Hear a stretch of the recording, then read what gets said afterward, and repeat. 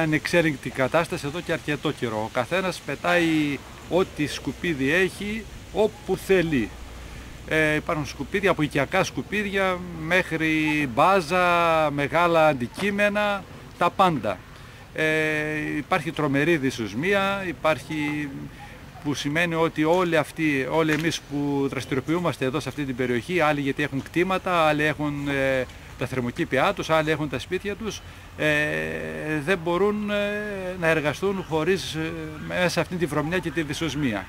Έχουμε απευθυνθεί στο Δήμο, ξέρει την κατάσταση, παρόλο που κατά τακτά χρονικά διαστήματα έρχονται και τα καθαρίζουν, η κατάσταση συνεχίζεται. Έχουμε ζητήσει από το Τμήμα Καθαριότητας του Δήμου να μπουν σε όλη την περιοχή εδώ στο Μαχαλά αρκετοί κάδοι και να αδειάζονται συχνά, έτσι ώστε